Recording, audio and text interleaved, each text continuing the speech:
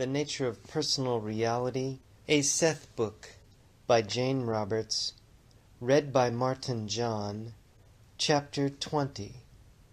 The Dream Landscape, the Physical World, Probabilities, and Your Daily Experience.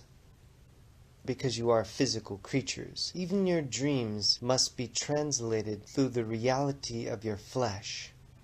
In Mass, and through the methods I have described, you help form your physical reality in which, however, each experience is unique, period. In the same way, each of you form an overall dream world in which there is some general agreement, but in which each experience is original. The dream world has its reaches as a physical one does. In waking reality, beliefs take time before their materialization is apparent. From infinite probable acts, only one can be physically experienced as a rule, period. The dream world operates as a creative situation in which probable acts are instantly materialized, laid out in actual or symbolic form. From these, you then choose the most appropriate for physical expression. There are other important reasons for dreaming, but here we will confine ourselves to this particular issue and to the dream landscape itself, period. It is only because you seem to expect dream experience to be like daily life that you find so many dreams chaotic. Normally, a tree does not change into a peacock, for example. If you remember such a dream event, it seems meaningless in the morning. End session. Session 670, June 13, 1973, 9:25 p.m. Wednesday. Good evening. Dictation.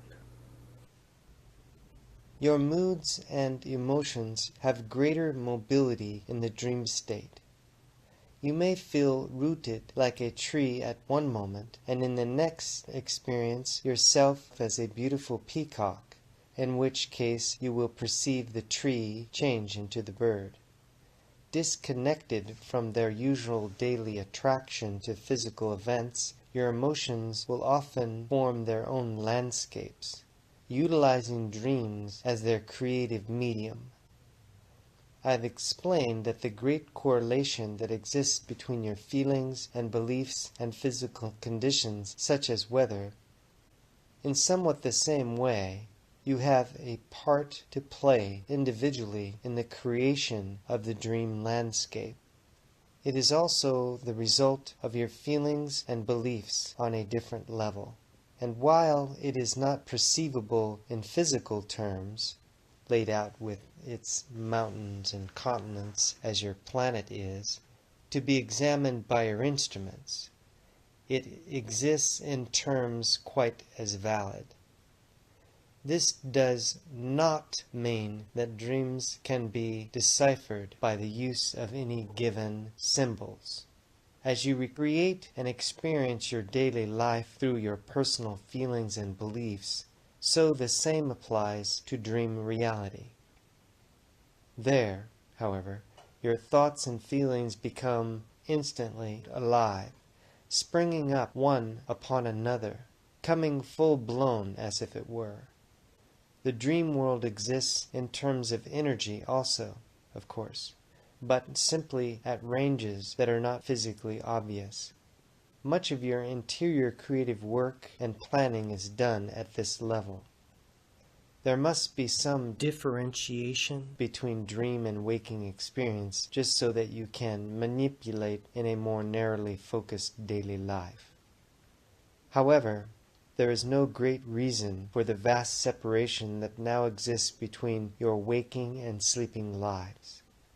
As I mentioned earlier, the division is largely the result of your mass and private beliefs in the nature of reality, and in the habits the race has acquired of separating objective data from subjective. When you are determined to manipulate your environment, then you separate yourself from it. Since you are part of it, this also leads you to try to place yourself apart from your own subjective reality. It is quite possible to take your normally conscious I into the dream state to your advantage. When you do this, you will see that the dreaming I and the waking I are one, but operating in entirely different environments. Therefore, you become familiar with depths of experience and knowledge unknown to you before. You acquire a true flexibility and expanded awareness of your own being, and open channels of communication between your waking and dreaming realities. This means that you are far better able to utilize unconscious knowledge, and also to acquaint the unconscious with your present physical situation. Such a procedure can bring you in contact with wisdom you have been denying yourself, help unify your entire life situation, and release your energy for practical everyday purposes. Even the decision to try such a venture is beneficial, since it automatically presupposes a flexibility of attitude on the part of the conscious self. If you are afraid of your dreams, you are afraid of yourself. As your present situation, with all of its challenges, joys, and problems, is contained in condensed form within each of your days, so the same applies to your life. Each night's dreams then provide you with a rich bed of creativity, spread out before you in great profusion. You will find not only any problems, but their solutions. Now, in physical terms, it may take some time before your conscious mind accepts and recognizes a diagnosis given in a dream. It may come to you later in altered form as a hunch or sudden intuition or an urge for action.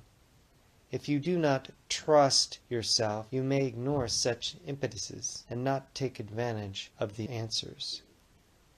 The enlightened conscious mind is always alert for such messages.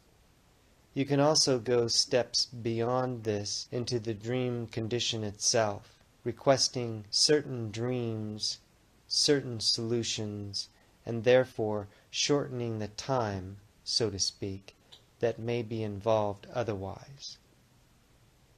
End session. Peace, light, and love. Aloha.